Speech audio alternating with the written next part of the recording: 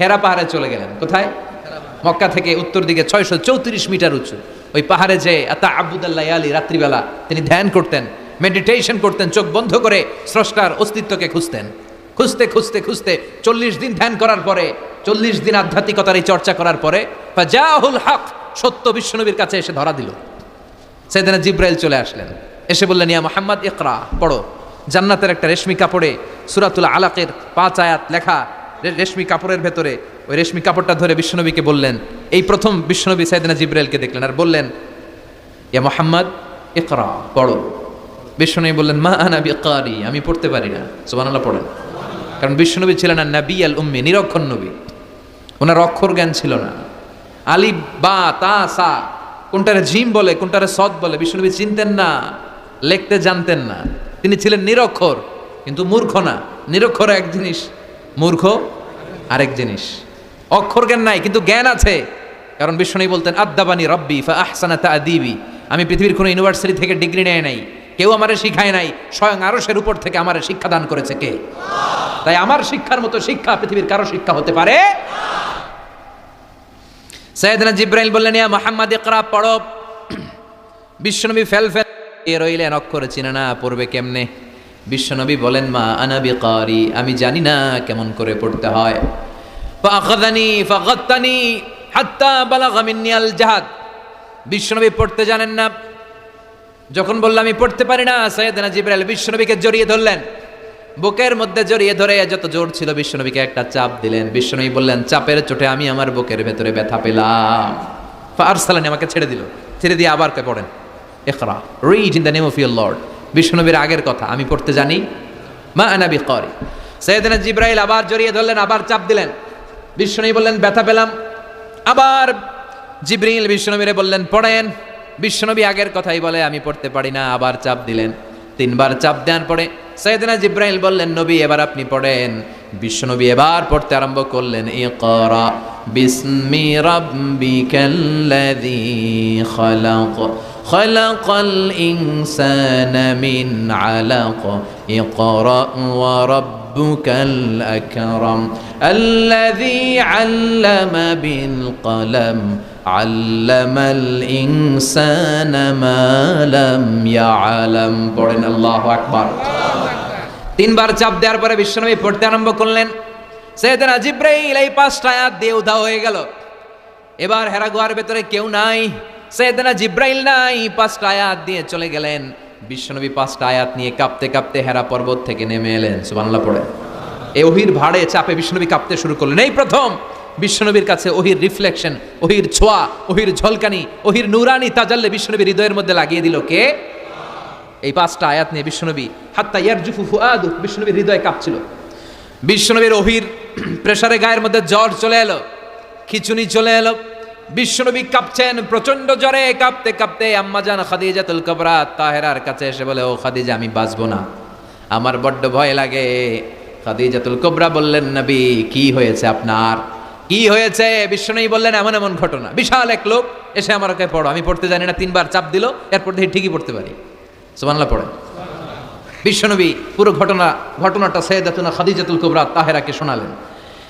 এরপরে মা খাদিজারে বললেন, খাদিজা, আমার বড্ড ভয় হয়, মনে হয় আমি মরে যাব, আমার প্রচন্ড জ্বর এসেছে, কাঁপুনি ছুটেছে, তুমি আমারে কম্বল দাও। কি দাও? সবাই বলেন, আর জোরে কোন, আমারে কম্বল দাও, আমার জ্বর এসেছে, কাঁপুনি বেড়ে যাচ্ছে, চাদর দাও, কাপড় দাও, কম্বল দাও। মা খাদিজা কম্বল জোগাড় করতে গেলেন। কম্বল আর চাদর এনে বিশ্বনবীর গায়ের মধ্যে মা খাদিজা কম্বলটা পেঁচিয়ে দিলেন। বিশ্বনবী কম্বলটা পেঁচিয়ে বিছানার মধ্যে শুয়ে গেলেন। ঠিক এই মুহূর্তে সূরাতুল মুজাম্মিল নাজিল করে দিল কে? বিশ্বনবী কম্বল গায়ে দিয়ে শুয়ে আছে, আল্লাহ বিশ্বনবীরে ডাক দিলেন, ইয়া আইয়ুহাল মুজাম্মিলু কুমিল লাইলা ইল্লা কালিলা। সুবহানাল্লাহ। আল্লাহ কি সোহাগ ভরা আদর মাখা ডাক দিলেন, ইয়া আইয়ুহাল মুজাম্মিল। সূরাতুল মুজাম্মিল এটা কোরআনের 29তম পারার একটা সূরা। কততম পারার? এই সূরার আয়াত সংখ্যা 20। আয়াত সংখ্যা কত? এই সূরাটি মাক্কি সূরা। কি সূরা? এই সূরাটি আল্লাহ তাআলা বিশ্বনবীর নামে ডেডিকেট করেছেন। কার নামে? বিশ্বনবীর অনেকগুলো সুন্দর সুন্দর নাম আছে, শুধু মুহাম্মদ সাল্লাল্লাহু আলাইহি ওয়াসাল্লাম এটাই ওনার নাম নয়। এটা ছাড়াও ওনার অনেক নাম আছে। ওনার একটা নাম আছে আহমদ। কি নাম? ইয়াতি মিন বাদি ইসমুহু আহমদ।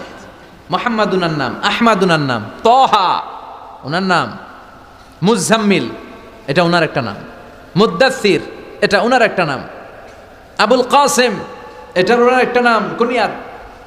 তো বিশ্বনবীর নামে এই সূরাটাকে ডেডিকেট করেছে কে? বিশ্বনবীকে আল্লাহ তাআলা এই সূরার ভেতরে অনেকগুলো ইনস্ট্রাকশন, গাইডলাইন দিয়েছে, পথ নির্দেশিকা। এগুলো আমাদের জীবনেও কাজে লাগবে, ঠিক কিনা? তো এই আল মুজাম্মিল বিশ্বনবীর নামে ডেডিকেট করা একটি সূরা। আবার এই নামে আমাদেরও অনেকের নাম পাওয়া যায়, আছে না নাই? এখানে মুজাম্মিল ভাই কে কে আছে দেখি? মুজাম্মিল কেউ আছে মুজাম্মিল নামে? আছে তো, মাশাআল্লাহ। আল্লাহ মুজাম্মিল ভাইদেরকেও তুমি কবুল করো। তো এই সূরার একটা কেন্দ্রীয় আলোচ্য বিষয় আছে, central subject matter, central theme of the Surah Al Muzzammil. এই পুরো 20টা আয়াতে আল্লাহ কি বুঝাতে চাইলেন, আগে সংক্ষেপে এটা আমি বলি।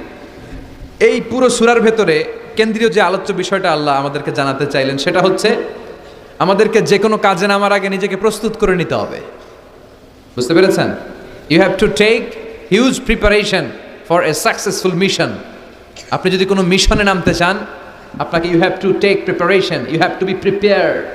নিজেকে প্রস্তুত করে নিতে হবে। বিশ্বনবীকে আল্লাহ তাআলা বড় একটা মিশনে নামাবেন, নবুয়তির মিশন, দাওয়াতি কাজের মিশন, আল্লাহর জমিনে আল্লাহর দ্বীনকে বাস্তবায়নের মিশন, পৃথিবীর বুকে কালিমার পতাকা গেড়ে দেওয়ার মিশন। চিল্লায় এখন ঠিক কিনা? এত বড় মিশন যে নবী পালন করবে, ওই নবীর প্রিপারেশনের দরকার আছে না নাই?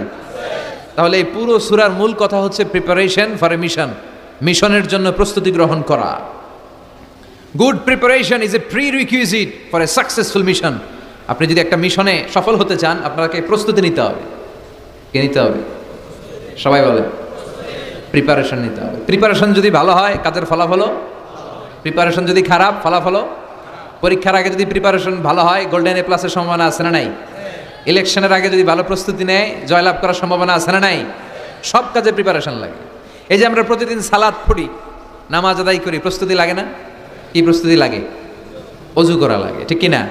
ইয়া আইয়ুহাল্লাযীনা আমানু ইযা কুমতুম ইলাস সালাতি ফাগসিলু ওয়ুজুহাকুম ওয়া আইদিয়াকুম ইলাল মারাফিক ওয়ামসাহু বিরুউসিকুম ওয়া আরজুলাকুম ইলাল কা'বাইন। সুবহানাল্লাহ পড়েন। আল্লাহ ডেকে বললেন, গোলাম যখন নামাজে যাবা, নামাজের প্রস্তুতি নাও। কথাটা কার? আগে চেহারা ধৌত করো, হাত দুইটা কনুই পর্যন্ত ধৌত করো, তারপরে মাথা মাসে করো, তারপর পা ধৌত করো, তারপরে সালাত কায়েম করতে যাও। তার মানে সালাত একামাতুস সালাহ, সালাত প্রতিষ্ঠার আগে আপনাকে প্রস্তুতি নিতে হবে। নামাজে যাওয়ার আগে ওযু করা লাগবে, ঠিক কিনা? আবার জুমার নামাজে আপনি যাবেন, এই জুমার নামাজে যাওয়ার আগে প্রস্তুতি আছে না নাই? কি প্রস্তুতি আছে? গোসল করা লাগে, ঠিক কিনা? আতর মাখা লাগে, সুন্দর পারফিউম দেওয়া লাগে, তারপর জুমার খুতবা শোনার জন্য মসজিদে আগে আগে যাওয়া লাগে, ঠিক কিনা? তার মানে নামাজের আগে প্রস্তুতি লাগে, জুমার সালাতের আগে প্রস্তুতি লাগে, আবার রোজার আগেও প্রস্তুতি আছে না নাই? বিশ্বনবী রমাদান আল মুবারক আসার 2 মাস আগ থেকে প্রস্তুতি নিতেন। বিশ্বনবী দোয়া করতে শুরু করতেন রজব মাস থেকে, আর আল্লাহর কাছে বলতেন, আল্লাহুম্মা বারিক লানা ফি রজব ওয়া শাবান ওয়া বাল্লিগনা রমাদান। রজব শাবানে বরকত দাও, রমজান মাসে গুনাহ ঝরাও, সপ্তাহ জুড়ে তুমি বরকত দাও, জুমার দিনেতে গুনাহ ঝরাও, রজব শাবানে বরকত দাও, রমজান মাসে গুনাহ ঝরাও। চিল্লায় পড়েন আমিন। রমজান আসার 2 মাস আগে বিশ্বনবী রজব মাস থেকে রমজানের প্রস্তুতি নিতেন। আল্লাহু আকবার। আর পড়তেন, আল্লাহুম্মা বারিক লানা ফি রজব ওয়া শাবান। ও আল্লাহ, রজব আর শাবান মাসে আপনি বরকত দেন, ওয়া বাল্লিগনা রমাদান, রমজান মাসে পৌঁছে দেন। এখন যে মাসটা চলতেছে এটা কি মাস? হ্যাঁ, তাহলে রমজানের প্রস্তুতি নেওয়ার দরকার আছে না নাই? রমজানের 2 মাস আগ থেকে উনি প্রস্তুতি নিতেন। এরপরে ঈদ আসার আগে রমজানের প্রস্তুতি আছে না নাই?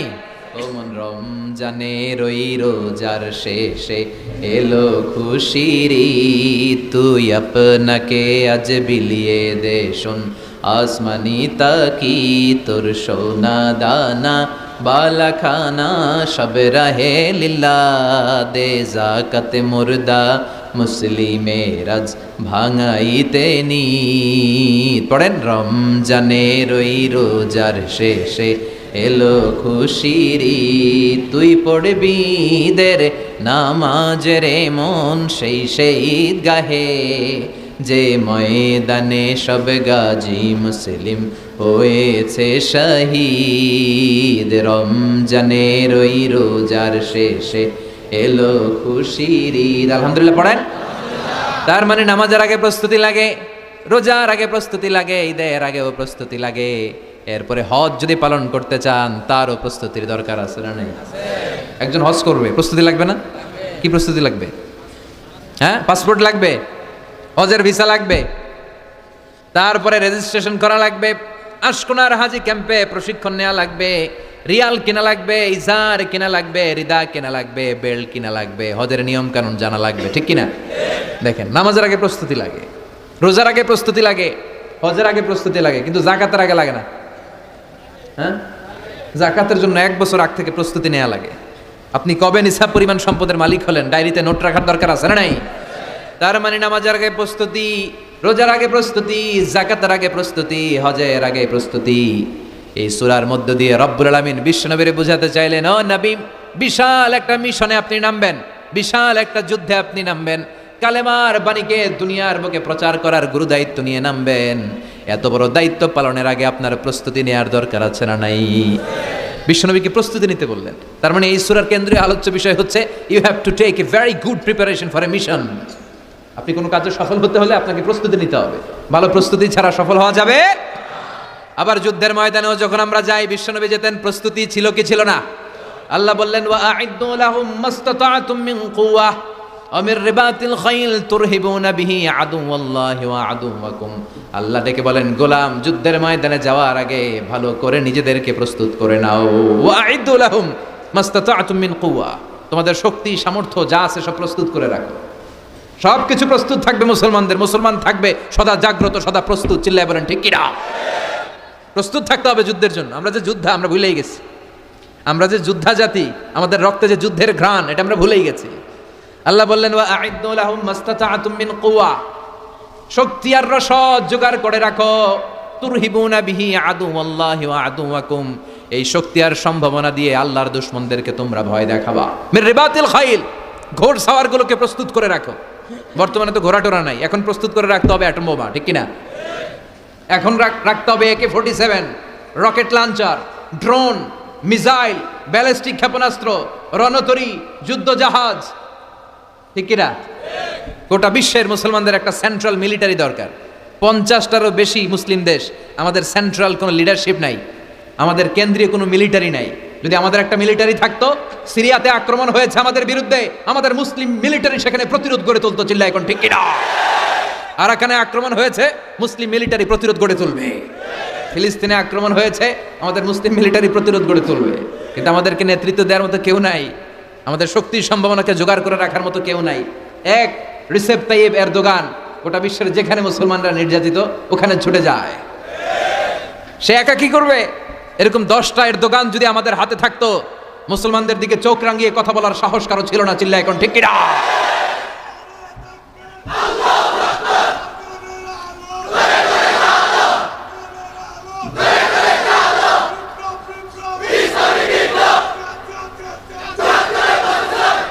ওয়া'আইদ্দু লাহুম মাসতাতা'তুম মিন কুওয়াহ, ও নবী, শক্তি সম্ভাবনা সব কিছু জোগাড় করে রাখেন। মুসলমান থাকবে সদা প্রস্তুত, সদা সজাগ।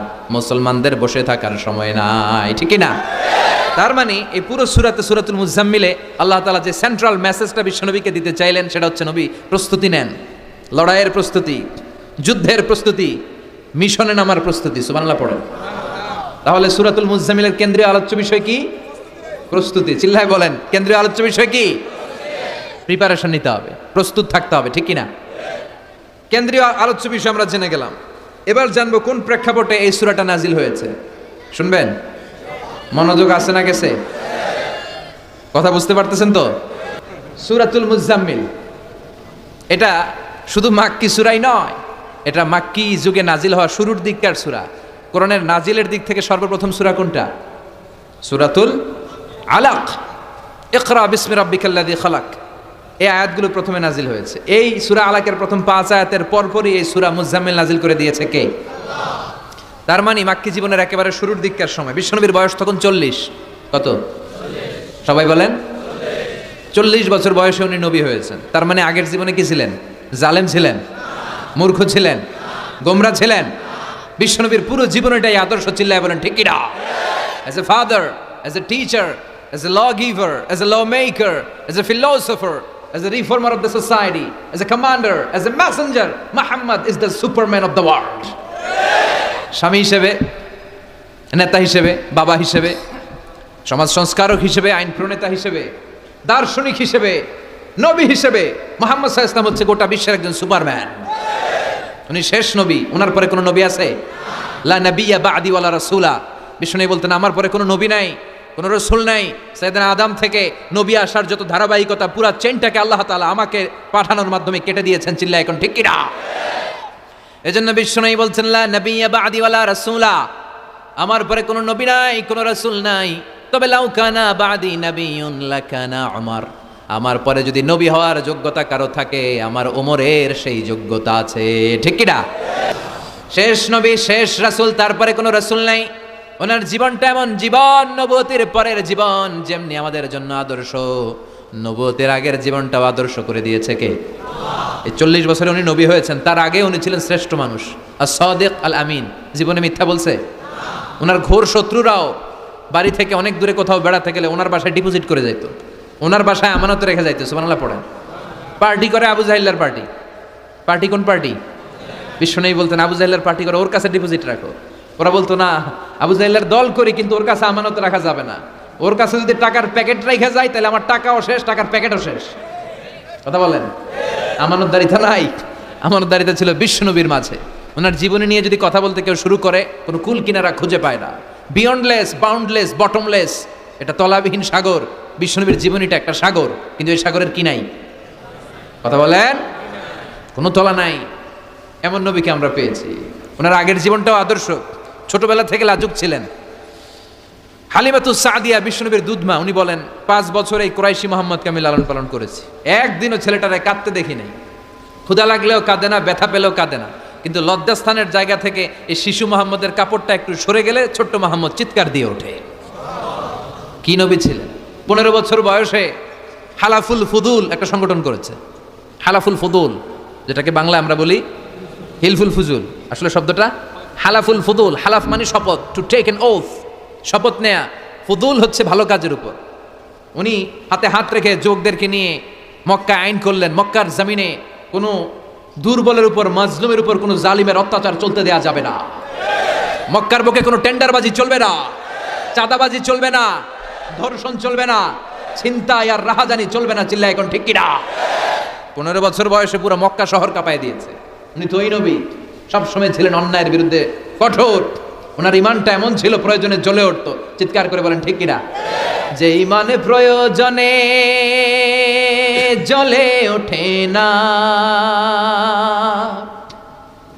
যে ইমান সত্য ন্যায়ের কথা বলে না, যে ইমানে প্রয়োজনে জ্বলে ওঠে না, যে ইমান সত্য ন্যায়ের কথা বলে না, যে ইমান বাস্তবে নাই, যে ইমান অন্তরে নাই, মুখে শুধু ফাঁকা বলি, কি করে তারে বলো ইমানে বলি, কি করে তারে বলো ইমানে বলি, কি করে তারে বলো ইমানে বলি। ঠিক কিনা? ওনার ইমানটা ছিল এমন ইমান, প্রয়োজনে জ্বলে উঠতো ইমানের তেজে। উনি ছিলেন ওই নবী।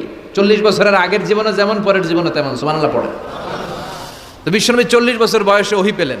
ওনার ওহীর সূচনাটা ছিল আর রুইয়া আস-সালেহা, সত্য স্বপ্ন। বুখারীর প্রথম বাবটা হচ্ছে বাব কাইফা কানা বাদউল ওয়াহী ইলা রাসূলিল্লাহ। আল্লাহ রাসূলের কাছে ওহীর সূত্রপাতটা কেমন হয়েছে শুনবেন। সর্বপ্রথম ছিল স্বপ্ন। উনি রাতে সুন্দর সুন্দর স্বপ্ন দেখতেন। আমরা স্বপ্ন দেখি না? কি স্বপ্ন দেখেন? মারামারি, হরতাল, হ্যাঁ, টাকা। আর কি দেখো তোমরা? জিহাদি। তো বিশ্বনবী স্বপ্ন দেখতেন আর রুইয়া আস-সালেহা, সত্য সুন্দর স্বপ্ন। আর রাতের বেলা বিশ্বনবী যাই স্বপ্নে দেখতেন দিবালোকের আলোর ন্যায় সকালে এটা সুস্পষ্ট হয়ে যেত। চিল্লা এখন সুবহানাল্লাহ। কারণ নবীদের স্বপ্নটা ওহী। নবীদের স্বপ্নটা কি? নবীদের স্বপ্ন যদি ওহী না হতো তাহলে একটা স্বপ্নের উপর ভিত্তি করে সাইয়েদনা ইব্রাহিম আলাইহিস সালাম ছেলের গলায় ছুরি চালাতেন না। এটা ওহী ছিল, এটা আল্লাহর পক্ষ থেকে স্পেশাল অর্ডার ছিল। চিল্লায় বলেন ঠিক কিনা? তার মানে বিশ্বনবীর জীবনে প্রথম ওহীর সূত্রপাত হয়েছে স্বপ্ন দিয়ে। তারপরে বিশ্বনবীর কাছে নিঃসঙ্গতা নির্জনতাকে প্রিয় করে দিল কে? বিশ্বনবীর মানুষের সাথে তখন কথা বলতে ভাল লাগে না, একা একা থাকতে ভাল লাগে, একা একা ইবাদত করতে ভাল লাগে। বিশ্বনবী হেরা পাহাড়ে চলে গেলেন। কোথায়? মক্কা থেকে উত্তর দিকে 634 মিটার উঁচু ওই পাহাড়ে যে তাআব্বুদাল্লাহ আলী রাত্রিবেলা তিনি ধ্যান করতেন, মেডিটেশন করতেন, চোখ বন্ধ করে স্রষ্টার অস্তিত্বকে খুঁজতেন। খুঁজতে খুঁজতে খুঁজতে 40 দিন ধ্যান করার পরে, 40 দিন আধ্যাত্মিকতার এই চর্চা করার পরে ফাজাহুল হক, সত্য বিশ্বনবীর কাছে এসে ধরা দিল। সাইয়েদনা জিবরাইল চলে আসলেন, এসে বললেন ইয়া মুহাম্মদ ইকরা, পড়ো। জান্নাতের একটা রেশমি কাপড়ে সূরাতুল আলাকের 5 আয়াত লেখা, রেশমি কাপড়ের ভেতরে ওই রেশমি কাপড়টা ধরে বিশ্বনবীকে বললেন, এই প্রথম বিশ্বনবী সাইয়েদনা জিবরাইলকে দেখলেন আর বললেন ইয়া মুহাম্মদ ইকরা, পড়ো। বিশ্বনবী বললেন মা আনা বিকারি, আমি পড়তে পারি না। সুবহানাল্লাহ পড়েন। কারণ বিশ্বনবী ছিলেন না নবী আল উম্মি, নিরক্ষর নবী, ওনার অক্ষর জ্ঞান ছিল না। আলিফ বা তা সা কোনটারে জিম বলে কোনটারে সদ বলে বিশ্বনবী চিনতেন না, লিখতে জানতেন না। তিনি ছিলেন নিরক্ষর, কিন্তু মূর্খ না। নিরক্ষর এক জিনিস, মূর্খ আরেক জিনিস। অক্ষর জ্ঞান নাই কিন্তু জ্ঞান আছে।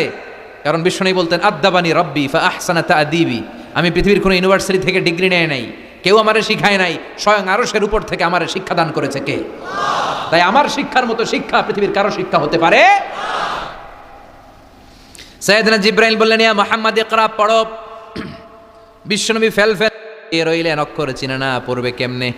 বিশ্বনবী বলেন মা আনা বিকারি, আমি জানি না কেমন করে পড়তে হয়। ফাআখাযানি ফাগাত্তানি হাত্তা বালাগা মিন্নি আল জাহাদ, বিশ্বনবী পড়তে জানেন না।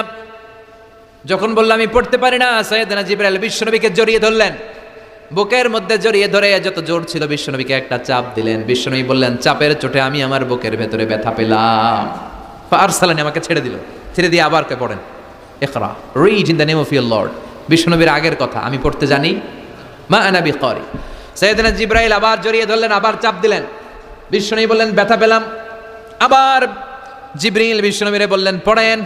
বিশ্বনবী আগের কথাই বলে আমি পড়তে পারি না, আবার চাপ দিলেন। 3 বার চাপ দেওয়ার পরে সাইয়েদনা জিবরাইল বললেন নবী এবার আপনি পড়েন।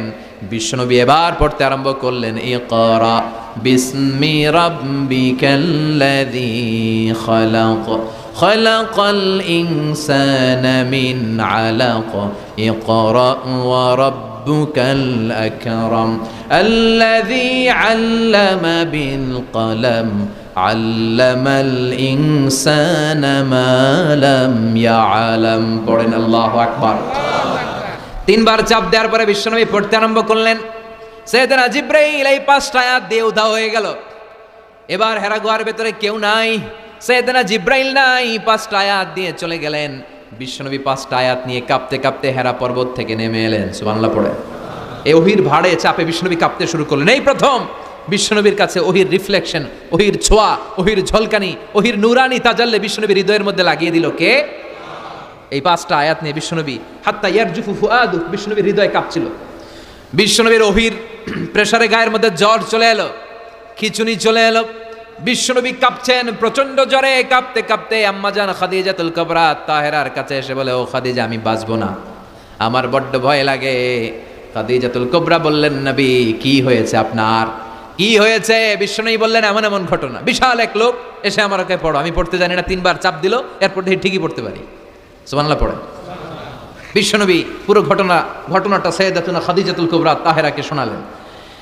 এরপরে মা খাদিজারে বললেন খাদিজা আমার বড্ড ভয় হয়, মনে হয় আমি মরে যাব, আমার প্রচন্ড জ্বর এসেছে, কাঁপুনি ছুটেছে, তুমি আমারে কম্বল দাও। কি দাও? সবাই বলেন আর জোরে কোন, আমারে কম্বল দাও, আমার জ্বর এসেছে, কাঁপুনি বেড়ে যাচ্ছে, চাদর দাও, কাপড় দাও, কম্বল দাও। মা খাদিজা কম্বল জোগাড় করতে গেলেন। কম্বল আর চাদর এনে বিশ্বনবীর গায়ের মধ্যে মা খাদিজা কম্বলটা পেঁচিয়ে দিলেন। বিশ্বনবী কম্বলটা পেঁচিয়ে বিছানার মধ্যে শুয়ে গেলেন।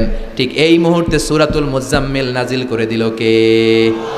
বিশ্বনবী কম্বল গায়ে দিয়ে শুয়ে আছে, আল্লাহ বিশ্বনবীরে ডাক দিলেন, ইয়া আইয়ুহাল মুযাম্মিলু কুমিল লাইলা ইল্লা কালিলা। সুবহানাল্লাহ।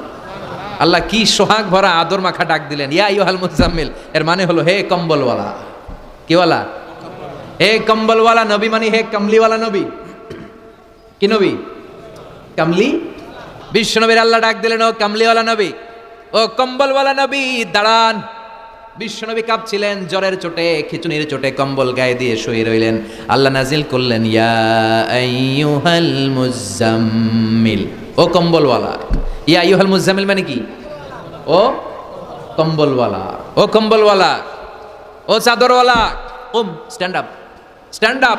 যে দায়িত্ব দিছি এখন শোয়া যাবে না, দাঁড়ান। ওই যে বিশ্বনবী দাঁড়ালেন, আর বসার সুযোগটা পায় নাই। মরার আগ পর্যন্ত আর বসার সুযোগ পায় নাই, শ্বাস নেওয়ার সুযোগ পায় নাই, পিছনের দিকে তাকানোর সুযোগ পায় নাই। চিল্লায় বলেন ঠিক কিনা? অনেক শয়তানি হাত ছানিয়ে এসেছে, দফায় দফায় নবীর সাথে বৈঠক হয়েছে। বিশ্বনবীকে মক্কার কাফিরেরা 3 দফা দিল। বলল, আব্দুল্লাহর বেটা মুহাম্মদ, নারী চাও নারী দেব, সম্পদ চাও সম্পদ দেব, রাষ্ট্র ক্ষমতা চাও রাষ্ট্র ক্ষমতা দেব, শুধু কালিমার দাওয়াতটা বন্ধ করে দাও। নাউজুবিল্লাহ পড়বেন না?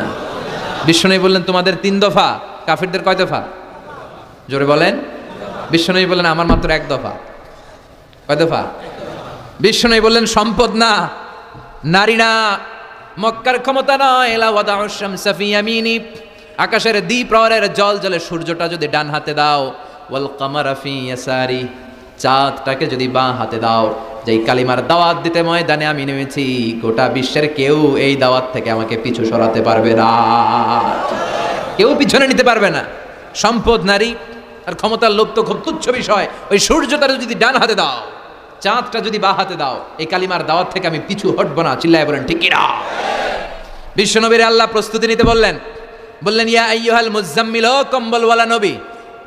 কি ওয়ালা নবী? তাফসীর বুঝতে পারতেছেন তো? শীতের চোটে খিচুনি, কম্বল গায়ে দিয়ে শুইছে, তখন আল্লাহ এটা নাজিল করলেন। তাহলে প্রথমে আমরা জানলাম সেন্ট্রাল থিম অফ দিস সূরা, এই সূরার কেন্দ্রীয় আলোচ্য বিষয়। এরপরে আমরা জানলাম কোন প্রেক্ষাপটে, কোন সিচুয়েশনে, কোন পরিস্থিতিতে এই সূরাটা নাজিল হয়েছে। বুঝতে পেরেছেন? বিশ্বনবীর যখন এই পরিস্থিতি, তখন আল্লাহ বিশ্বনবীর আবার গাইডলাইন দিলেন, ইয়া আইয়ুহাল মুযাম্মিল, হে কম্বলওয়ালা নবী, কুমিল লাইলা ইল্লা কালিলা, দাঁড়ান, রাত্রিবেলা দাঁড়িয়ে তাহাজ্জুদ গুজার হন। সুবহানাল্লাহ পড়ে। এই সূরার ভেতরে রব্বুল আলামিন বিশ্বনবীকে প্রস্তুত করে তোলবার জন্য, বিশ্বনবীকে নবুয়তের দায়িত্ব পালন করানোর জন্য, মিশনে নামানোর জন্য বিশ্বনবীকে সর্বমোট 60টা বিষয় প্রশিক্ষণ নিতে বলেছেন। জোরে কোন কয়টা? সবাই কোন? চিল্লায় বলেন কয়টা? প্রস্তুতি নেওয়ার জন্য 7টা বিষয়ে বিশ্বনবীকে ট্রেন আপ করেছেন, প্রশিক্ষণ নিতে বলেছেন। আমরা একটা একটা করে 7টাই আজকে শুনবো। বিশ্বনবীকে আল্লাহ তাআলা 7টা বিষয়ে প্রশিক্ষণ নিতে বললেন। কয়টা? কারণ সামনে অনেক গুরু দায়িত্ব। 1 নাম্বার প্রশিক্ষণ হচ্ছে, ইয়া আইয়ুহাল মুযাম্মিল, হে কম্বলওয়ালা নবী, কুমিল লাইলা ইল্লা কালিলা, দাঁড়ান, দাঁড়িয়ে রাত্রে তাহাজ্জুদের নামাজ পড়েন। কিসের নামাজ? তাহলে বিশ্বনবীকে প্রথম যে প্রশিক্ষণ আল্লাহ দিলেন সেটা হচ্ছে তাহাজ্জুদের সালাতের প্রশিক্ষণ। কিসের? রব্বুল আলামিন বললেন, ইয়া আইয়ুহাল মুযাম্মিল কুমিল লাইলা ইল্লা কালিলা, ও নবী, রাত্রিবেলায় দাঁড়ান, পুরো রাত ব্যাপী তাহাজ্জুদ পড়েন। নিসফাহু, রাতের অর্ধেক সময় তাহাজ্জুদ পড়েন। আও ইনকুস মিনহু কালিলা, অথবা তার চেয়েও কিছু কম পড়েন। আও জিদা আলাইহি, অথবা তার চাইতেও বেশি পড়েন। ও নবী রাত্রিবেলা দাঁড়িয়ে তাহাজ্জুদের সালাত পড়েন। কিসের সালাত? তাহলে বিশ্বনবীকে মিশনে সফল হওয়ার জন্য সর্বপ্রথম যে ডিরেকশন আল্লাহ দিলেন সেটা হচ্ছে তাহাজ্জুদের ডিরেকশন। কিসের? তাহাজ্জুদ পড়েননি আপনারা? পড়েন? হ্যাঁ হুজুর, ফজর নামাজই তো পড়ি না। কি পড়ি না? তাহাজ্জুদ তো তাদের যারা ফজর পড়ে, যারা ফজরই পড়েন, ওরা আবার কি তাহাজ্জুদ? কথা বলেন। এই তাহাজ্জুদের সালাত আদায় করলে সম্মান বাড়িয়ে দেয় কে? ঘুমের আরবিতে কিছু নাম আছে। ঘুমের একটা নাম হচ্ছে নুআস। নুআস মানে ড্রোজিনেস। বাসে বসে আছেন, বাসে ঝুলে আপনিও ঝুলতেছেন, এরকম হয় না? ঝিমুনি, এটার বলে নুআস। আরেকটা হচ্ছে সামান্য হালকা লাইট স্লিপ, সামান্য ঘুম, এটার বলে পাওয়ার ন্যাপ। হালকা হালকা ঘুম, ঘুমও আসছে, আবার কে যেন কথা বলে ওইটাও শোনা যায়, এরকম ঘুম আসছে না নাই? এটার বলে সিনা। আরবিতে এটার কি কয়? সিনা। আরেকটা হচ্ছে ভালো ঘুম, এটার বলে নাউম। এটার কি বলে? তাহলে পাইলাম নুআস, সিনা, নাউম। আরেকটা হচ্ছে জন্মের ঘুম। কিরকম ঘুম? এমন ঘুম যেই ঘুমে ডাকলেও মানুষ ওঠে না, যেটা শেষ রাতে আমাদের যে ঘুমটা হয় তার 3টা 4টার দিকে কম্বল টেনে টেনে আরেকটু ঘুমাইতে মনে চায়, এরকম একটা ঘুম আছে না নাই? এই ঘুমটাকে আরবিতে বলে হুজুদ। কি বলে? সবাই বলেন। এই হুজুদের ঘুমকে স্যাক্রিফাইস করে ওই টাইমে যে সালাতটা পড়া হয়, ওই সালাতকে আরবিতে বলে সলাতুল হুজুদ বা সলাতুত তাহাজ্জুদ। সুবহানাল্লাহ পড়বেন না?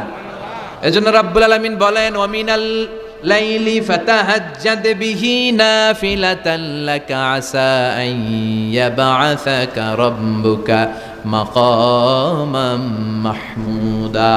ও নবী, রাত্রিবেলা দাঁড়িয়ে আপনি তাহাজ্জুদের নামাজ পড়েন, আশা করা যায় বিশাল সম্মানিত মহিমান্বিত জায়গায় আল্লাহ আপনারে বসায় দিবে গো নবী। ঠিক কি না? তাহাজ্জুদের সালাত পড়লে মর্যাদা বাড়ায় দেয় কে? মুমিনের বৈশিষ্ট্য, তারা রাত্রিবেলা তাহাজ্জুদের সালাত পড়ে। ইমানদারদের বৈশিষ্ট্য, তারা হলো ফুরসানান নাহার রুহবানাল লাইল। রাত্রিবেলা তাহাজ্জুদের যায় নামাজে কান্নার ঝড় তুলে, দিনের বেলায় ঘোড়া হাঁকিয়ে জিহাদের ময়দানে জিহাদ করে। ঠিক কি না? দিনের বেলায় চলবে কি? জিহাদ। জিহাদের কথা বলাতে ভয় পাইছেন? হ্যাঁ, অনেকে এখন জিহাদের সাথে জঙ্গিবাদরে লাগায়, এরকম ডাকাইত আছে না নাই? জিহাদের সাথে সন্ত্রাসবাদকে মিলাতে চায়, চিল্লা এখন ঠিক কিনা? জঙ্গিবাদ আর সন্ত্রাস এক জিনিস, জেহাদ আরেক জিনিস। জেহাদরে ফরজ করছে কে? আর জঙ্গিবাদকে হারাম করেছে কে? জঙ্গিবাদকে দমন করার জন্য আল্লাহ তাআলা জেহাদের মতো বিধানকে ফরজ করেছেন, চিল্লায় বলেন ঠিক কিনা? যারা হকের পক্ষে, যারা কল্যাণের পক্ষে, যারা মানবতার পক্ষে, এরা হচ্ছে মুজাহিদ।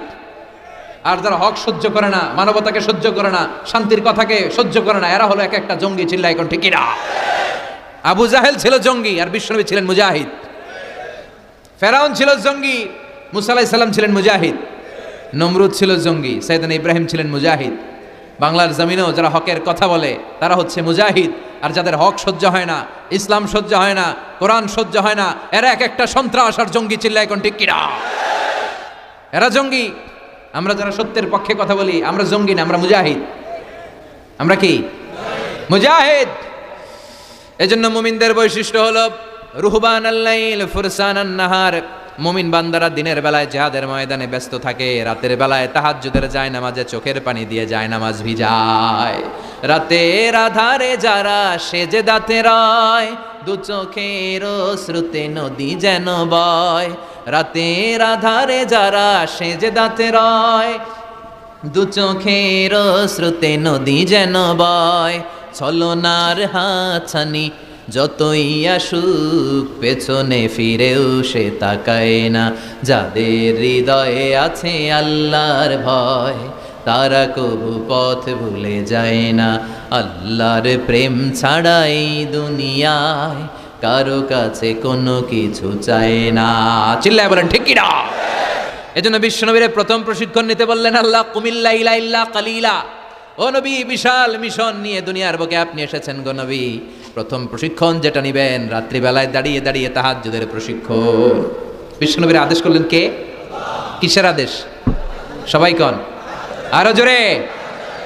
ওই মুহূর্তটা তাহাজ্জুদের সময়টা এমন সময়, ইয়ানজিলু রাব্বুনা ইলা সামাইদ দুনিয়া, রব্বুল আলামিন আরশের উপর থেকে দুনিয়ার আকাশে নেমে আসে। নেমে আসে মানে বিশেষ একটা মনোযোগ দেয়, আর দুনিয়াবাসীরা ডেকে ডেকে বলে, গোলাম আলামিন মুস্তাগফিরিনা গফির আলা। কার ক্ষমা লাগবে ক্ষমা চাও, সব গুনাহ আমি ক্ষমা করে দেব। আলামিন মুস্তারজিকিন আরজুকালা, কার কি লাগবে আমার কাছে চাও, সব আমি দিয়ে দেব। আল্লাহু আকবার। আলামিন মুস্তাকসিন আকসুলা, যার জামা দরকার জামা চাও, জামা দেব। ক্ষমতা দরকার ক্ষমতা চাও, ক্ষমতা দেব। নেককার স্ত্রী দরকার, নেককার সন্তান দরকার, সন্তান চাও, সন্তান দেব। সব দেয়ার মালিক কে? কেউ যেটা পারে না পারে কে? কেউ যেটা দেয় না দেয় কে? কেউ যেটা বোঝে না বোঝে কে? আল্লাহ শেষ সাথে আম করে ডাকে, দেওয়ার জন্য ডাকে, কিন্তু চাওয়ার সময় আমাদের নাই। উনি দেওয়ার জন্য প্রস্তুত, কিন্তু এটা তো নেওয়ার লোক লাগবে। কথা কন। বিশ্বনবী তাহাজ্জুদের সময় দাঁড়িয়ে যেতেন ছোট্ট একটা ঘরে, চাটাইয়ের উপরে বিশ্বনবী মা এসে শুতেন, গাদাগাদি করে জায়গা নাই। মাঝরাতে বিশ্বনবী তাহাজ্জুদের জন্য দাঁড়াতেন, আল্লাহু আকবার বলে দাঁড়িয়ে যেতেন, নামাজ শুরু করে দিতেন। বিশাল বড় সূরা পড়তেন, কেরাত পড়তেন, রুকু করতেন, কিন্তু সিজদার জায়গায় সিজদা দেওয়ার জায়গা নাই। সিজদার জায়গায় মা এসা পা বিছিয়ে শুয়ে আছে। বুখারীর বর্ণনা, বিশ্বনবী সিজদায় যে হাত দিয়ে মা এসার পায়ের মধ্যে চিমটি কাটতেন। মা এসা বুঝতে পারতেন বিশ্বনবী এখন সিজদায় যাবে, সুবহানাল্লাহ পড়েন। মা এসা বুঝতে পেরে পা দুইটা সরিয়ে নিতেন, বিশ্বনবী সেজদা দিতেন, সেজদা দিয়ে বিশ্বনবী যখন আবার দাঁড়িয়ে যেতেন, মা আয়েশা পা বিছিয়ে আবার শুয়ে পড়তেন। কি ইবাদত ছিল বিশ্বনবীর! হাত্তা তাতাওয়াররামু খাদামা। মা আয়েশা বলতেন বিশ্বনবী দাঁড়িয়ে থাকতে থাকতে এত সময় ধরে তাহাজ্জুদের সালাত পড়তেন, ওনার পাগুলো ফুলে এরকম টিউমারের মতো মোটা হয়ে যেত। সুবহানাল্লাহ পড়বেন না? দাঁড়িয়ে থাকতে থাকতে বিশ্বনবীর পাগুলো টিউমারের মতো মোটা হয়ে যেত। প্রথম রাকাতে বাকারা আলী ইমরান পড়ে ফেলতেন। সুবহানাল্লাহ পড়েন। বিশ্বনবীর পা যেন ফেটে যাবে, এভাবে হাত বেঁধে দাঁড়িয়ে থাকতে থাকতে বিশ্বনবীর হাতগুলো বাঁকা হয়ে যেত, ব্যথা হয়ে যেত। বিশ্বনবী তখন হাত দুইটা ছেড়ে দিতেন। আবার যখন এনার্জি ফিরে পেতেন, যখন বিশ্বনবীর ভালো লাগতো আবার হাত বাঁধতেন। পড়েন সুবহানাল্লাহ। তার মানে হাত ছেড়ে দিও নামাজ পড়া যায়, হাত ছেড়ে দিও। মালিকি মাযহাবের কিছু স্কলাররা ওনারা মত নিয়েছে, ওনাদের অনুসারীরা এরসাল করে। আমাদের দেশে কেউ বাদে এইভাবে, কেউ এইভাবে, কেউ এইভাবে। মালিকেরা বাদেই না, বাদবই না, কি করবি কর, আছে না নাই? আপনি যদি হজ করতে যান মক্কা মদিনায় এই আমলগুলো দেখতে পারবেন। এটা সুন্নাত একটা আমল। হাত ছেড়ে দিলেও যেখানে সালাত হয়ে যায় ওই জায়গায় কই বাঁধবে এই নিয়ে কিলাকিলি আছে না নাই? উপরে না নিচে, আমিন জোরে না আসতে, আছে না নাই? বিশ্বনবী লম্বা সময় দাঁড়িয়ে তাহাজ্জুদ পড়তেন। তাহাজ্জুদ পড়লে আপনার মর্যাদা বাড়ায় দিবে কে? সাইয়েদনা জিব্রাইল বললেন ইন্না শারাফাল মুমিন ফি কিয়ামিল লাইল। বিশ্বনবী বললেন জিব্রাইল এসে আমাকে বলে গিয়েছে মুমিনের মর্যাদা তাহাজ্জুদের নামাজের ভেতর। সুবহানাল্লাহ পড়েন। তাহাজ্জুদের নামাজ পড়লে মর্যাদা বাড়ায় দেয় কে? 2 নাম্বার কুরবাতুন ইলাল্লাহ। তাহাজ্জুদের নামাজ পড়লে আল্লাহর সাথে নৈকট্য বাড়িয়ে দেয় কে? আল্লাহর সাথে কানেক্টিভিটি আপনার বেড়ে যাবে। আমাদের দুনিয়াতে সব জায়গায় কানেক্টিভিটি আছে। এমপির সাথে হাত আছে, চেয়ারম্যানের সাথে হাত আছে, ওই এসআই এর সাথে হাত আছে, পুলিশের আইজির সাথে হাত আছে, কিন্তু আল্লাহর সাথে হাতটা নাই। কথা কন। আসল জায়গায় কানেকশন লাগানো দরকার। চিল্লায় বলেন ঠিক কিনা? মান লাহুল মাওলা ফালাহুল কুল্লু। যে ব্যক্তি আল্লাহর হয়ে যায় গোটা বিশ্ব তার হয়ে যায়। যে সব জায়গায় যে ধর্ণা দেয় আল্লাহর কাছে ধর্ণা দেয় না, তার কোনো মর্যাদা নাই। আর যে ব্যক্তি সব দিক থেকে মুখ ফিরিয়ে আল্লাহর কাছে যায় গোটা বিশ্বের সবাই তার দিকে তাকিয়ে থাকে। এজন্য সম্পর্কটা লাগাইতে হবে কোন জায়গায়? তার মানে তাহাজ্জুদ পড়লে মর্যাদা বেড়ে যায়, আল্লাহর সাথে সম্পর্ক বেড়ে যায়। বিশ্বনবী বললেন মানহাতুনা আনিল ইসিম।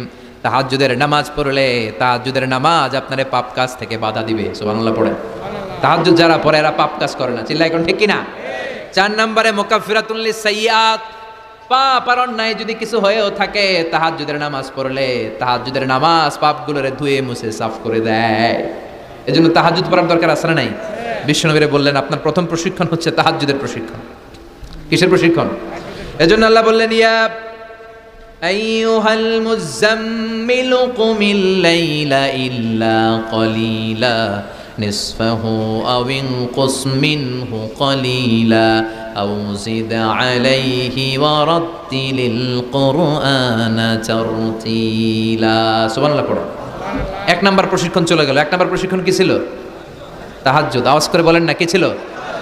2 নাম্বার প্রশিক্ষণ ওয়ারাত্তিলিল কুরআনা তারতিলা। ও নবী মন গড়া কোরআন তেলাওয়াত করবেন না, যেমন মন চায় তেমন কোরআন পড়া যায় না। ওয়ারাত্তিলিল কুরআনা তারতিলা। তারতিলের সাথে তাজবিদের সাথে মাখারিজুল হুরুফ মেইনটেইন করে আপনি তারতিলের সাথে তেলাওয়াত করেন। যারা তারতিলের সাথে তেলাওয়াত করেন কিয়ামতের দিন আল্লাহ বলবে ইকরা ওয়ারতাকি ওয়ারাত্তিল কামা কুনতা তুরাত্তিলু ফিদ দুনিয়া। দুনিয়াতে যেমনে পড়েছো পড়ো, যত আয়াত পড়বা জান্নাতের বিল্ডিং তত লম্বা হয়ে যাবে। আল্লাহু আকবার।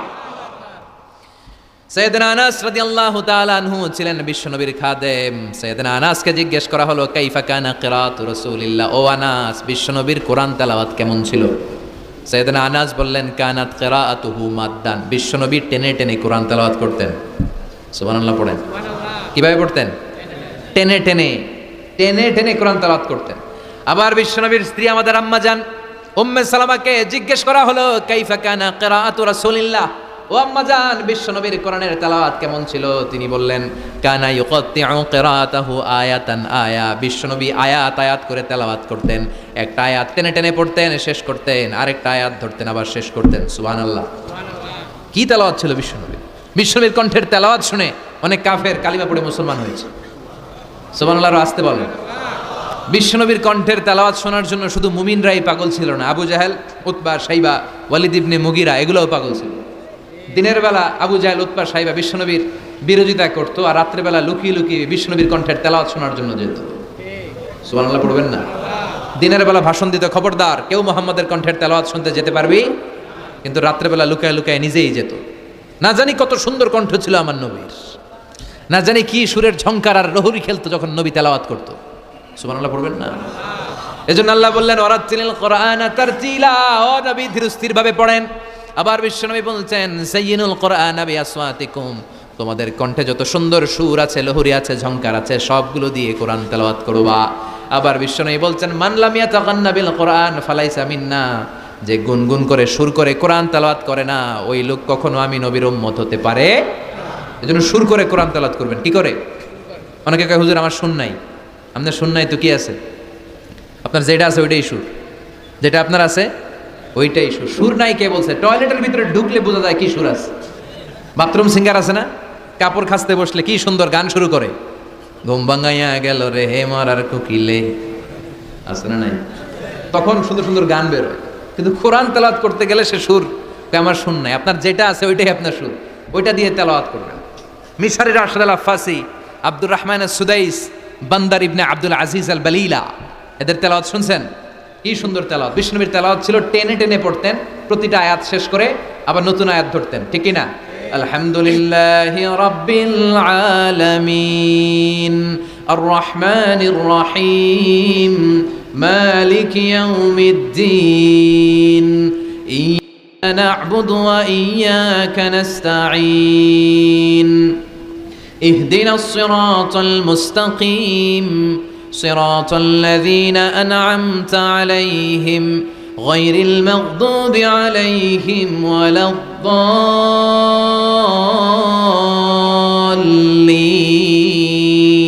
পড়েন আমিন। থেমে থেমে এক আয়াত শেষ আরেক আয়াত, ওই আয়াত শেষ তারপর আরেক আয়াত। বিষ্ণু বলে রুব্বা কারিলিল কোরআন ওয়াল কোরআনু ইয়ালআনহু, কোরআনের অনেক কারি আছে যে কারীদেরকে কোরআন রহমত না দিয়ে লানত দেয়। এরকম আছে না নাই? বিষ্ণুনবী প্রতি আয়াতের পরে থামতেন, কি সুন্দর টেনে টেনে পড়তেন। আর আমাদের তারাবির নামাজে কি অবস্থা? জাপানের বুলেট ট্রেনও ফেল হাফেজ সাহেবের কাছে, আছে না নাই? হাফেজ সাহেবরা খবরদার, এভাবে কোরআন পড়বেন না।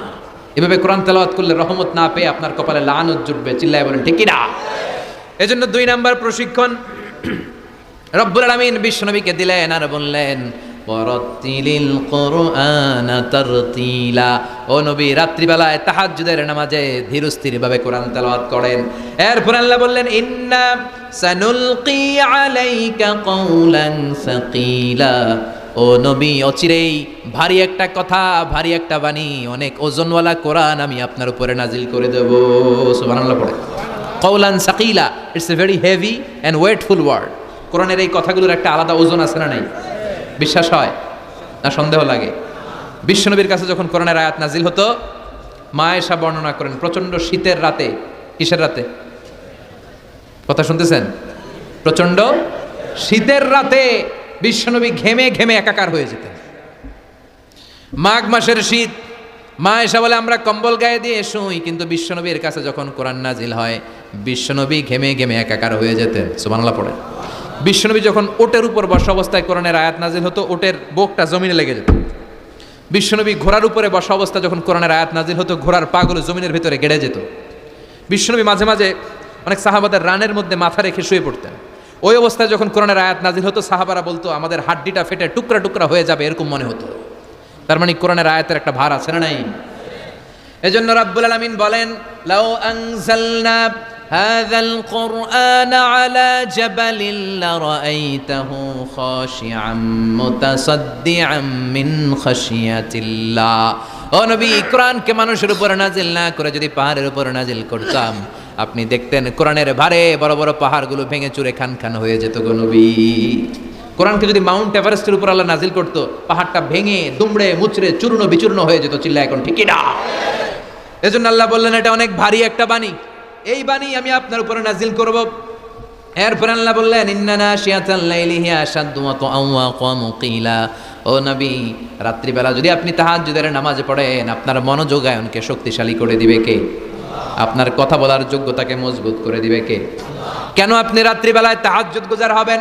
কারণ ইন্নালাকা ফিন নাহারি সাবাহান তাবিলা, দিনের বেলায় অনেক ব্যস্ততা আছে না নাই? দিনের বেলায় মানুষগুলো কাজকর্ম নিয়ে ব্যস্ত হয়ে যায়, তখন অনেক গোলমাল। তখন নয়, রাত্রিবেলা তাহাজ্জুদ পড়েন, আপনার মর্যাদা বাড়িয়ে দিবে কে? এরপরে 3 নাম্বার প্রশিক্ষণের কথা আল্লাহ বললেন ওয়াযকুর ইসমা রাব্বিকা ওয়া তাবাত্তাল ইলাইহি তাবতিলা। প্রথম প্রশিক্ষণ তাহাজ্জুদের প্রশিক্ষণ। কিসের? দ্বিতীয় প্রশিক্ষণ মনোযোগের সাথে ধীরস্থিরভাবে কোরআন তেলাওয়াতের, তারতিলের সাথে কোরআন তেলাওয়াতের প্রশিক্ষণ, ঠিক কিনা? 3 নাম্বার প্রশিক্ষণ ওয়াজকুর ইসমা রব্বিক, সব সময় রবের জিকির করবেন। জিকির চলবে কার? লা ইলাহা লা ইলাহা ইল্লাল্লাহু মুহাম্মাদুর রাসূলুল্লাহ সাল্লাল্লাহু। ওয়াজকুর ইসমা রব্বিক, ও নবী আপনার রবের নাম স্মরণ করেন। সব সময় জিহ্বায় একজনের নাম থাকবে, তিনি কে? আমাদের রব কে? আল্লাহ আমারে রব, দমে দমে তনু মনে তারি অনুভব। পড়েন, আল্লাহ আমারে রব, তোমারে দুনিয়াতে আমি যেদিকে তাকাই, অথই নিয়ামাতে ডুবে আছি সবাই। পাখ পাখালির গানে শুনি তাসবিহ কল রব, তাসবিহ কল রব, আল্লাহ আমারে রব। ওয়াজকুর ইসমা রব্বিক, রবের নামকে স্মরণ করেন নবী। বিপদে পড়লে একজনের নামের জিকির চলবে, চিল্লায় বলেন তিনি কে? তার মানে 3 নাম্বার প্রশিক্ষণ নিতে বললেন, সব সময় একজনকে ডাকবেন, তিনি হলেন রব। এই কথা বলার পরে বিশ্বনবী দুনিয়ার বুকে যত দোয়া করতেন তার বেশিরভাগ দোয়ার শুরুতে রবের নাম আছে না নাই? রব্বানা যালামনা আনফুসানা ওয়া ইল্লাম তাগফির লানা ওয়া তারহামনা লানাকুনান্না মিনাল খাসিরিন। আবার বিশ্বনবী পড়তেন, রব্বানা আতিনা ফিদ দুনিয়া হাসানাতাও ওয়া ফিল আখিরাতি হাসানাতাও ওয়া কিনা আযাবান নার। আবার আমরা যখন রুকুর মধ্যে যাই তখন রবের নাম আছে না নাই? সুবহানা রাব্বিয়াল। আবার যখন সিজদায় যাই তখনও রবের নাম আছে না নাই? সুবহানা রাব্বিয়াল। এজন্য 3 নাম্বার প্রশিক্ষণ ওয়াজকুর ইসমা রব্বিক, ও নবী রবের নাম স্মরণ করেন। 4 নাম্বার প্রশিক্ষণ ওয়াতাবাত্তাল ইলাইহি তাবতিলা, আপনি যখন সময় পাবেন রবের ইবাদতে মশগুল হয়ে যান। কার ইবাদতে? কার ইবাদতে? আমরা যেন আল্লাহর ইবাদতে মশগুল হয়ে যাই। ওয়াতাবাত্তাল ইলাইহি তাবতিলা, তাবাত্তুল মানে আল্লাহর ইবাদতে মনোনিবেশ করা, মশগুল হওয়া। এই তাবাত্তুল শব্দটা এসেছে আল বাতুল থেকে। এজন্য মারিয়াম আলাইহিস সালামকে বলা হতো মারিয়াম আল বাতুল। মারিয়াম আলাইহিস সালামকে কি বলা হতো? উনি বাইতুল মুকাদ্দাসে সব সময় কার ইবাদতে মশগুল থাকতো? ইবাদতে মশগুল। আমাদের নারীরাও মশগুল থাকে, তবে ইবাদত নিয়ে নয়, জি বাংলা নিয়ে, স্টার জলসা নিয়ে, কিরণমালা নিয়ে, হিন্দি সিনেমা নিয়ে। আছে না নাই? এদিকেও আছে। আল্লাহ এই গজব থেকে তুমি আমাদেরকে হেফাজত করো, আমরা পড়ি আমিন। ফাইদা ফারাগতা ফানসাব ওয়া ইলা রাব্বিকা ফারগাব। আল্লাহ নবীর ডেকে বললেন, ও নবী যখন আপনি অবসর পাবেন আপনি ইবাদতে মনোনিবেশ করেন, আল্লাহর ইবাদতে মশগুল হয়ে যান। ওয়াতাবাত্তাল ইলাইহি তাবতিলা, ইবাদত চলবে একজনের, তিনি কে? আল্লাহ। তাহলে প্রশিক্ষণ কয়টা গেল? জোরে বলেন, আরো জোরে বলেন। এরপরে আল্লাহ বললেন, ওয়াসবির আলা মা ইয়াকুলুনা ওয়াহজুরহুম হাজরান জামিলা। তার আগে বললেন, রব্বুল মাশরিকি ওয়াল মাগরিবি লা ইলাহা ইল্লা হুয়া ফাত্তাখিযহু ওয়াকিলা। সুবহানাল্লাহ পড়েন। রব্বুল মাশরিক ওয়াল মাগরিব, আমি পূর্ব দিগন্তের মালিক, পশ্চিম দিগন্তেরও মালিক, সব কিছুর মালিক কে? আল্লাহ। লা ইলাহা ইল্লা হু, তিনি ছাড়া কোনো ইলাহ নাই। ফাত্তাখিযহু ওয়াকিলা। আরেক প্রশিক্ষণ চলে আসছে, ফাত্তাখিযহু ওয়াকিলা। ও নবী আল্লাহরে ওয়াকিল হিসেবে গ্রহণ করেন। আমাদের ওয়াকিল বা অভিভাবক কিংবা মুমিনদের গার্ডিয়ান শুধু একজন, চিল্লায় বলেন তিনি কে? আল্লাহ। ফাত্তাখিযহু ওয়াকিলা, অন্য কাউরে ওয়াকিল বানাবেন না, অন্য কারোর নেতৃত্ব মেনে নেবেন না, অন্য কারোর অভিভাবকত্ব মেনে নেবেন না, বিপদে আপদে হাল ছাড়বেন না, নিরাশ হবেন না, ভরসা রাখুন একজনের উপর, তিনি কে? আল্লাহ। ফাত্তাখিযহু ওয়াকিলা। 5 নাম্বার প্রশিক্ষণ, ও নবী আপনি আমারে অভিভাবক হিসেবে গ্রহণ করেন, বিপদে আপদে সব সময় আল্লাহর পাশে পাবেন, জোরে কোন ঠিক কিনা? এরপরে 6 নাম্বার আল্লাহ বললেন, ওয়াসবির আলা মা ইয়াকুলুন। কাফের মুশরিকরা যে সমস্ত গাল মন্দ আপনারে করে এগুলোর বিপরীতে রেগে না যে আপনি ধৈর্য ধারণ করবেন গো নবী। ওয়াসবির, ধৈর্য ধারণ করেন, কারণ ইন্নাল্লাহা মাআস, ধৈর্যশীলদের সাথে কে থাকে? চিল্লায় বলেন কে? ও নবী ওরা আপনারে অনেক কিছু বলবে, আপনি রেগে যাবেন না। বিশ্বনবীর কাফেররা কি বলতো জানেন? বলতো আপনি একজন কবি। বিশ্বনবী নাকি কবি? নাউজুবিল্লাহ কইবেন না। আল্লাহ বলেন, ওমা আল্লামনাহু শি'রা ওয়ামা ইয়ানবাগি লাহু, আমি নবীরে কবিতা শিখাই নাই, কবিতা তার জন্য শোভনীয় নয়। সুবহানাল্লাহ পড়েন। আবার বিশ্বনবীরে তারা বলতে লাগলো গণক। কি বলতে লাগলো? কাহিন। আল্লাহ বলে ওয়ালা বিকৌলি কাহিন, এটা গণকের কথাও নয়, এটা আল্লাহর কথা, ঠিকই না? এরপরে বিশ্বনবীর ওরা বলতে লাগলো মাজনুন মানে পাগল। আল্লাহ বলে ওয়ামা সাহিবুকুম বিমাজনুন, তোমাদের সাথী আমার হাবিব কিন্তু পাগল নয়। সুবহানাল্লাহ। এরপর ওরা বিশ্বনবীর গালে দিতে লাগলো সাহির বলে। সাহির মানে জাদুকর, সাহির মানে আল্লাহ বলে না আমার নবী জাদুকর না। এরপরে ওরা বিশ্বনবীর বলতে লাগলো আবতার মানে নির্বংশ, লেস কাটা। আল্লাহ বলে না ইন্না শানিয়া কাহুয়াল আবতার, যারা বিশ্বনবীর লেস কাটা আর নির্বংশ বলে ওরাই লেস কাটা, নির্বংশ আর জাহান্নামের নরকীট আর পিতৃ পরিচয়হীন জারদ সন্তান। চিল্লা এখন ঠিক কিনা? বিশ্বনবীর বিরুদ্ধে যারা কথা বলে এগুলো জাহান্নামের নরকীট। ওরা বলে মুহাম্মদ তোমার কোনো ছেলে বেঁচে নাই, তোমার 4 মেয়ে, তুমি ইন্তেকালের সাথে সাথে তোমার বংশ নির্বংশ হয়ে যাবে, তুমি লেস কাটা। আল্লাহ বলে না রাফা'না আলাকা যিকরাক, নবী আপনার সম্মানকে আমি আকাশ চুম্বি করেছি, আমার নাম যেখানে আপনার নামও আমি রেখেছি সেখানে, ঠিক না? এজন্য কালিমায়ে তয়্যিবার ভেতরে লা ইলাহা ইল্লাল্লাহ, তারপর পর বিশ্বনবীর নাম মুহাম্মাদুর রাসূলুল্লাহ আছে না নাই? আজানের মধ্যে আল্লাহর নামের পরে নবীর নাম আছে না নাই? আবার নামাজে সালাম ফেরানোর আগে বিশ্বনবীর জন্য দুরূদ আছে না নাই? রাফা'না আলাকা যিকরাক।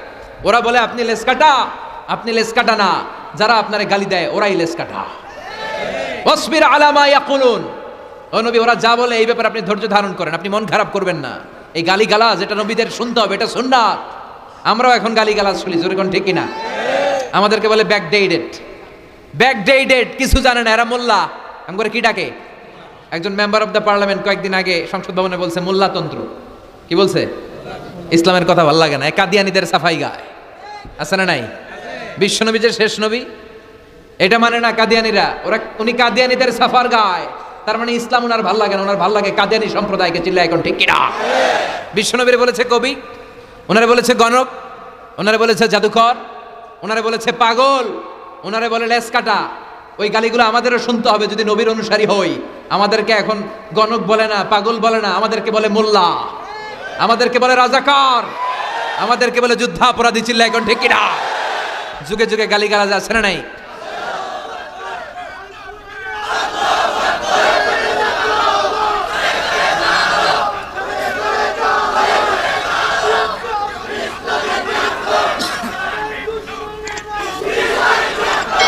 আমাদেরকে যেই ট্যাগই লাগাক না কেন, আল্লাহ বলেন ওয়াসবির, গালি দেখ, মন্দ কথা বলুক, হুমকি ধমকি দেখ, ওয়াসবির, ধৈর্য ধারণ করো, কারণ ইন্নাল্লাহা মাআস, ধৈর্যশীলদের সাথে আল্লাহ রয়েছেন। যারা জমিনের উপর জুলুম করে তাদের জন্য আল্লাহ কোনো সাহায্য পাঠায় না। আর জমিনে যারা মাজলুম, যাদের রক্ত জমিনে লাগে, ওই জমিনের ক্ষমতা আল্লাহ মাজলুমদের হাতে তুলে দেয়। চিল্লা এখন ঠিক কিনা? রাত্রি যত গভীর হয় সুবহে সাদিকের সময় কাছে আসতে থাকে, ঠিক কিনা? ইসলামের পক্ষের শক্তির উপর আযাব, অত্যাচার, জুলুম, নির্যাতন যত বাড়তে থাকে ইসলামের বিজয়ের সময় ঘনাতে থাকে। এটা মুমিনের বিশ্বাস, এটা মুমিনের আত্মোপলব্ধি। আল্লাহ বলেন ওয়াসবির আলা মা ইয়াকুলুন, নবী ওরা যা বলে আপনি মন খারাপ করবেন না, আপনি ধৈর্য ধারণ করেন, কারণ ইন্নাল্লাহা মাআস, ধৈর্যশীলদের সাথে থাকে কে? আবার আল্লাহ বললেন ওয়াস্তাঈনু বিস-সাবরি ওয়াস-সালাতি ওয়া ইন্নাহা লাকাবীরাতুন ইল্লা আলাল খাশিঈন। ও নবী, ধৈর্য আর সালাতের মাধ্যমে আপনি আমার কাছে সাহায্য চান। ফাসবির কামা সাবারা উলুল আজমি মিনার রুসুল। ও নবী, আপনার আগে সাইয়েদনা ইব্রাহিম, সাইয়েদনা নূহ, সাইয়েদনা মূসা, ঈসা যেইভাবে ধৈর্য ধারণ করেছে আপনাকেও ধৈর্য ধারণ করতে হবে, ঠিক কি না? এজন্য বিচলিত হওয়া যাবে? ভয় লাগে আপনাদের? হাল ছাড়া যাবে? ইসলামের পক্ষে থাকার দরকার আছে না নাই? ধৈর্য ধারণ করলে সাহায্য আর গায়েবী মদত পাঠাবে কে? ওয়াসবির আলা মা ইয়াকুলুন, নবী ওরা যা বলে এই ব্যাপারে ধৈর্য ধারণ করেন। এরপর আল্লাহ বললেন ওয়াহাজুরুহুম হাজরান জামিলা, ওদেরকে আপনি পরিত্যাগ করেন, এড়িয়ে চলেন। মূর্খরা এসে যখন আপনার সাথে গালমন্দ করতে চায়, পায়ে পাড়া দিয়ে ঝগড়া করতে চায়, আপনি সালাম দিয়ে কেটে পড়েন। ওদের এই কথাগুলো, এই গালিগুলো শোনার সময়ও আমাদের নাই। চিল্লায় বলেন ঠিক কি না? তার মানে সর্বশেষ 6 নম্বরে আল্লাহ তাআলা বিশ্বনবীকে ধৈর্যের প্রশিক্ষণ নিতে বললেন। আর 7 নম্বরে এই সমস্ত কাফির, মুশরিক, এই আবাল শ্রেণীর লোকগুলোর কথাবার্তা থেকে নিজেকে এড়িয়ে থাকতে আল্লাহ পরামর্শ দিলেন। চিল্লা এখন ঠিক কিনা? ওয়া ইদা খাতাবাহুমুল জাহিলুনা ক্বালু, মূর্খরা যখন আল্লাহর প্রিয় বান্দাদের সাথে ঝগড়া করতে আসে, আল্লাহর প্রিয় বান্দারা জানে এদের সাথে ঝগড়া করার টাইম আমাদের নাই, তাই ক্বালু সালামা, মুমিন বান্দারা সালাম দিয়ে ওদের কাছ থেকে কেটে পড়ে, ঠিক কিনা? তাহলে 6 নম্বরে আল্লাহ বললেন সাবর, ধৈর্যের দরকার আছে না নাই? এজন্য তাহাজ্জুদ গুজার হতে হবে। রাজি আছো মুসলমান? এক নাম্বার প্রশিক্ষণ, তাহাজ্জুদের সালাত পড়তে হবে, মর্যাদা বাড়িয়ে দিবে কে?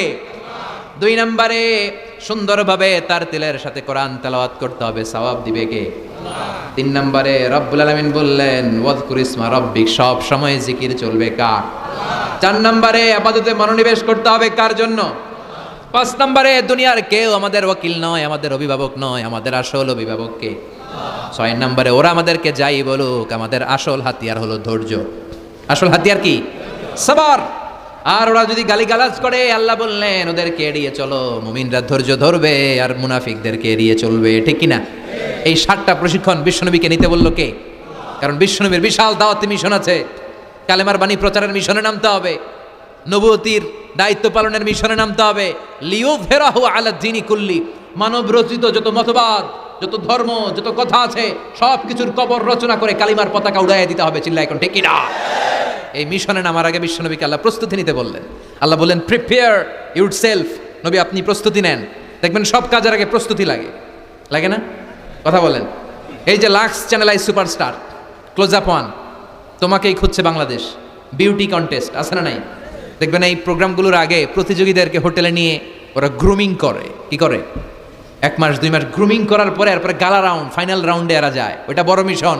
ওই মিশনে যাওয়ার আগে গ্রুমিং এর দরকার আছে না নাই? প্রিপারেশনের দরকার আছে না নাই? তাহলে মুমিন থাকবে সদা প্রস্তুত। চিল্লা এখন ঠিক কিনা? আমরা আখিরাতের জন্য প্রস্তুত, আমরা মরণের জন্য প্রস্তুত।